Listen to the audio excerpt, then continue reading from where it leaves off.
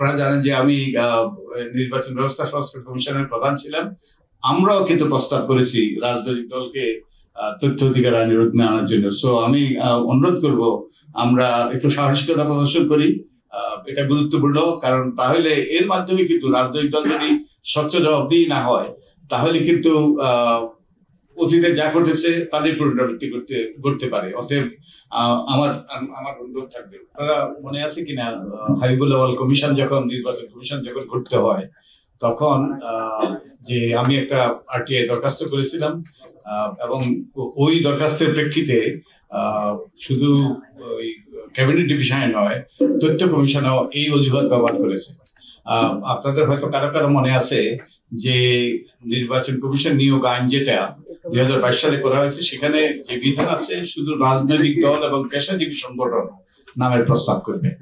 তো আমি এটা নিয়ে আতাত করে নির্বাচন কমিশন গঠন করা হয়েছে, অতীতেও সেভাবে করা হয়েছিল। তো আমি জানতে চেয়েছিলাম কে কার নাম প্রস্তাব করেছে। তখন ক্যাবিনেট ডিভিশন থেকে বলা হয়েছে এটা দেওয়া যাবে না, এটা ব্যক্তিগত গোপনীয় তথ্য। যদিও এই নামগুলো প্রস্তাব করার কথা প্রতিষ্ঠান, রাজনৈতিক দল এবং পেশাজীবী সংগঠন। আমি সেই ইনফরমেশনে কোশ্চেন দিয়েছিলাম, সেই একই আমি উত্তর পেয়েছি। এগুলো ব্যক্তিগত তথ্য, অর্থাৎ ব্যক্তিগত তথ্য ফাঁস করা যাবে না, যদিও প্রতিষ্ঠান আগে বলা হয়েছে। তো আমি আদালত পর্যন্ত গিয়েছি। সৌভাগ্যবশত দুর্দিনেও আদালত কিন্তু এই মামলাটা নিয়েছে, এখনো শুনানি হয়নি। আশা করি ওইটার যে কারণ দর্শাও নোটিশ জারি হয়েছে, আশা করি এর একটা শুনা হবে।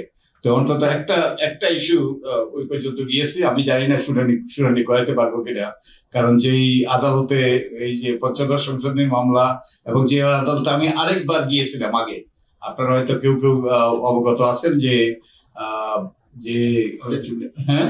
নির্বাচন কমিশনে যে রাজনৈতিক দলের অডিট রিপোর্ট দেওয়া হয় সেটা প্রকাশ করে না, সেই ব্যাপার আমি গিয়েছিলাম। বহুটা বাহানা করে শেষ পর্যন্ত তথ্য কমিশন থেকেও প্রতিকার পাইনি। আমি আদালতে গিয়েছিলাম। আদালত ফরা মাহবুবের কোর্টে আদালত রায় দিয়েছিল যে কোনো তথ্য কর্তৃপক্ষের কাছে থাকে সেটা public information subject to disclosure. কর্তৃপক্ষ মানে আইনে যেটা ওই যে সংজ্ঞায়িত। এবং এটাই কিন্তু এই যে তথ্য অধিকার আইনের যে কার্যকারিতা, ওই রায়কে ব্যবহার করে কিন্তু 2018 সালের নির্বাচনে যে জালিয়াতি হয়েছিল, যে আমরা যে তথ্যগুলো প্রকাশ করতে পেরেছি, 213টা সেন্টারে শতভাগ ভোট পড়েছে, তারপরে বিএনপি 0 ভোট পেয়েছে 1100 1200 প্রায় 1200 সেন্টারে, এমনকি আওয়ামী লীগও 0 ভোট পেয়েছে। তো এই তথ্যগুলো আমরা পেয়েছি ওই রায়টার কারণে। অনেকেই কিন্তু তখন তথ্য চেয়েছিল, কিন্তু আমি ওই রায়টা উদ্ধৃতি দিয়ে যখন নির্বাচন কমিশনে আবেদন করেছিলাম, তখন তারা সে বহু টালবাহানা করে বহু রকম আংশিক ভাবে তারা প্রকাশ করেছে। তারপর বহু টালবাহানার পরে শেষ পর্যন্ত আমরা তথ্যগুলো পেয়েছি, এবং এর মাধ্যমে তো থলের বিড়াল বেরিয়ে গিয়েছে যে এটা কোনো নির্বাচনে ছিল না। আমি আরেকটা বিষয়, যে এই প্রস্তাবগুলো করা হয়েছে, একটা জিনিস আমি যুক্ত করার অনুরোধ করব, যে রাজনৈতিক দলকে এর অধীনে আনার। রাজনৈতিক দল একটা সংবিধান প্রতিষ্ঠান, এবং এটা গুরুত্বপূর্ণ প্রতিষ্ঠান। রাজনৈতিক দলের স্বচ্ছতা জবাবদিহিতা অত্যন্ত গুরুত্বপূর্ণ। আমার যতটুকু মনে পড়ে, ভারতীয় তাদের তথ্য কমিশন কিন্তু রাজনৈতিক দলকে তথ্য অধিকার আইনের অধীনে আনার প্রস্তাব করেছে। এবং আমরা নিজেও, আপনারা জানেন যে আমি নির্বাচন ব্যবস্থা সংস্কার কমিশনের প্রধান ছিলাম। আমরাও কিন্তু প্রস্তাব করেছি রাজনৈতিক দলকে তথ্য অধিকার আইনের অধীনে আনার জন্য। সো আমি অনুরোধ করব আমরা একটু সাহসিকতা প্রদর্শন করি।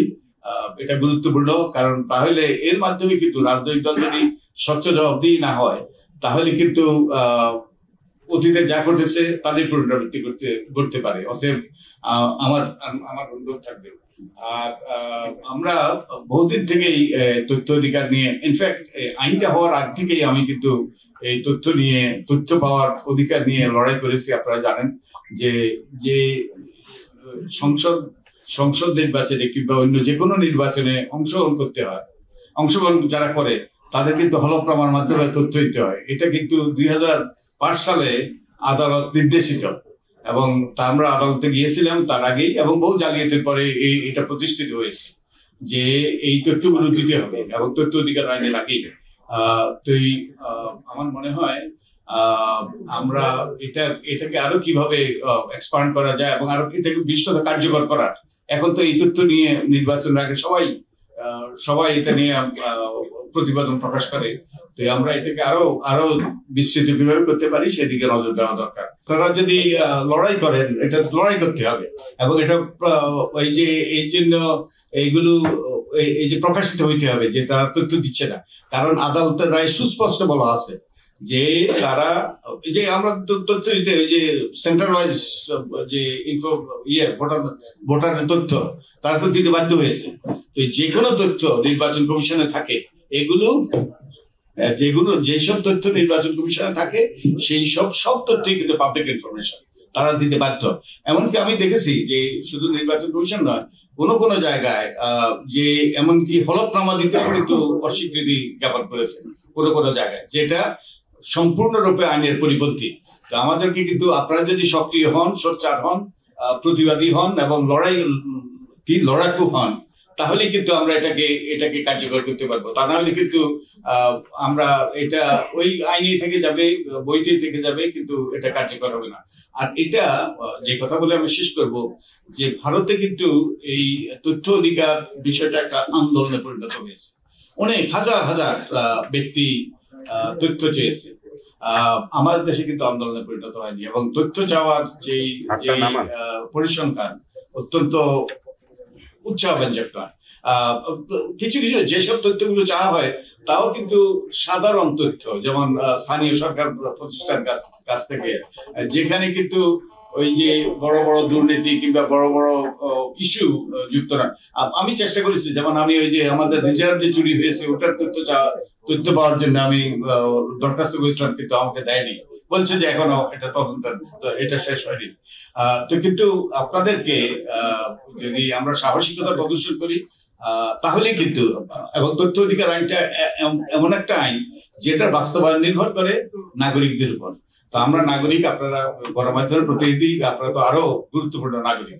তা আপনারা যদি মানে সক্রিয়তা প্রদর্শন করেন, সাহসিকতা প্রদর্শন করেন এবং বলিষ্ঠ পদক্ষেপ নেন, এবং বড় বড় গুরুত্বপূর্ণ ইস্যুতে আপনারা যদি ওই যে তথ্য চান, তাহলে কিন্তু এটা বাস্তবায়িত হবে। এইভাবে কিন্তু এটা ওই যে এটা কার্যকর হবে, তা না হলে কিন্তু কার্যকর হবে না। আপনাদের সকলকে ধন্যবাদ।